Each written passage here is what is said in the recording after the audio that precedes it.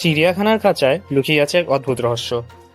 দর্শনার্থীরা যখন ভিড় জমায় সেই ছোট্ট অন্ধকার খাঁচা থেকে বেরিয়ে আসে, তখন সেখানে দেখা যায় ঘুমটা দিয়ে ঢাকা এক মানুষের মুখ, আর তার নিচে শেয়ালের দেহ।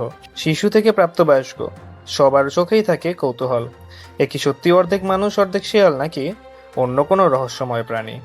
প্রিমিয়াম মশলা, কোকো, কাস্টার্ড পাউডার সহ আরও অনেক বেকিং পণ্যের সমাহারে সেরা দিচ্ছে বিশুদ্ধতা ও উৎকর্ষতার নিশ্চয়তা। দেশ জুড়ে সেরা কনজিউমার গুডসের ডিলারশিপ চলছে। বহু বছর ধরে এই অদ্ভুত চরিত্রকে সবাই চিনে মমতাজ বেগম নামে। দীর্ঘ 40 বছর ধরে পরিচিত এই চরিত্রটি চিড়িয়াখানার অন্যতম মমতাজ বেগম নামে পরিচিত। চিড়িয়াখানার দর্শনার্থীদের চোখে মমতাজ বেগম এক রহস্যময় প্রাণী। শরীরের নিচের অংশ শেয়ালের আর উপরের অংশ মানুষের। তাকে দেখতে প্রতিদিন ভিড় জমে চিড়িয়াখানায়। দর্শকদের জন্য বিশেষভাবে তৈরি করা হয়েছে একটি খাঁচা, যেখানে মাথায় ঘোমটা পরা মমতাজ শিশু এবং প্রাপ্তবয়স্ক দর্শকদের সঙ্গে কথাও বলেন। তবে আসল রহস্য ফাঁস হয়েছে সম্প্রতি। জানা গেছে এটি আসলে একটি দক্ষ মঞ্চ কৌশল।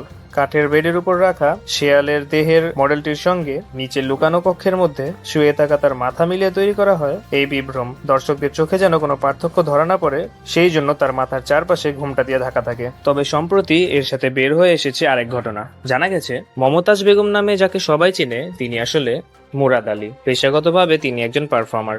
তার আগে এই চরিত্রে অভিনয় করতেন তার বাবার মৃত্যুর পর গত 16 বছর ধরে মুরাদ প্রতিদিন টানা 12 ঘন্টা ধরে এই চরিত্রের অভিনয় করছেন। আর দীর্ঘদিন ধরে এই প্রদর্শন পাকিস্তানের করাচির অন্যতম একটি আকর্ষণ হয়ে উঠেছে। আর এই দেশটি চিড়িয়াখানার টিকিটের দাম মাত্র 10 রুপি। এই প্রদর্শনী এখনো সেই শহরের অন্যতম জনপ্রিয় আকর্ষণ।